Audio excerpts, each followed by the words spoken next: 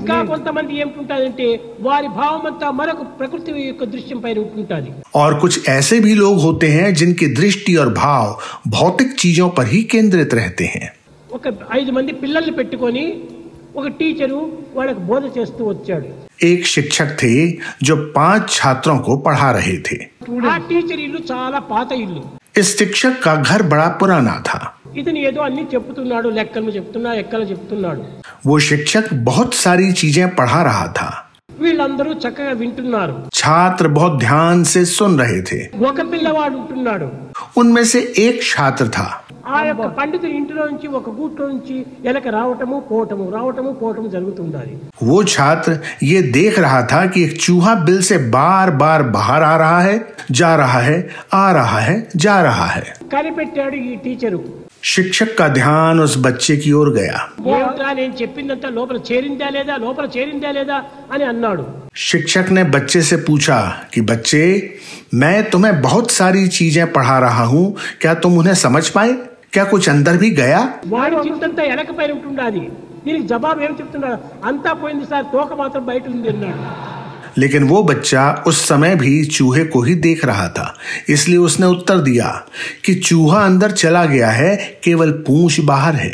నేను చెప్పింది నీ తల్లో చేరిందా లేదా అంటే వాడు ఎలక మాత్రం లోపల చేరింది, తను తోక మాత్రం బయట ఉంది. ఒక్కొక్కరి చింత ఒక్కొక్క రకంగా ఉంటుంది. లోకం భిన్న రుచి. जब टीचर ने बच्चे से पूछा कि क्या तुम्हें वो सब कुछ समझ आया जो मैंने बताया, और क्या वो तुम्हारे भीतर गया? बालक ने उत्तर दिया कि चूहा भीतर गया, केवल उसकी पूंछ बाहर रह गई है. इस प्रकार भिन्न भिन्न लोगों की भिन्न भिन्न लौकिक रुचियां होती हैं. ఆధ్యాత్మిక మార్గంలో కూడాను అనేక రకమైనటువంటి యొక్క भिन्न भावाలంతా వ్యక్తుల యందు ఆవిర్భవిస్తుంటాయి. आध्यात्मिक मार्ग में भी अनेक लोगों के भीतर भिन्न भिन्न अनेक भाव और विचार होते हैं. ఎన్ని భావములు ఆవిర్భవించినప్పటికీ భగవత్ ప్రేమ యందు మాత్రము ఒక ఏకాగ్రత ఉంటుండాలి.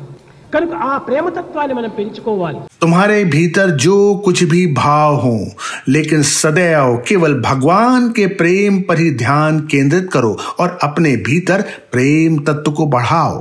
భగవంతుని పైన ప్రేమను మరల్చడమే భక్తి. भगवान के प्रति प्रेम भक्ति है.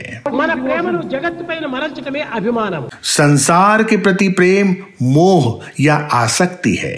కనుక అభిమానమునకు ప్రేమకు చాలా వ్యత్యాసం ఉంటుండాలి. अभिमान या आसक्ति और प्रेम में बहुत अंतर है. భగవంతుని పైన ప్రేమ మరల్చక ఇంక ఎన్ని విధాలుగా నీ ఉండినప్పటికీ ఇదంతా అభిమానమే, మోహమే. भगवान की ओर अपने प्रेम को मोड़ने के बजाय यदि तुम इसे किसी भी तरफ या किसी भी सांसारिक तत्व की ओर मोड़ोगे तो इससे केवल मोह या अभिमान ही पाओगे. కనుక మోహము నాశనం కావాలంటే నీ ప్రేమను భగవంతుని పైన మరల్చాలి.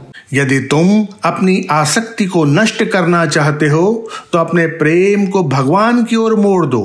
అదే నిజమైనటువంటి భక్తి. यही सच्ची भक्ति है. समस्त लोक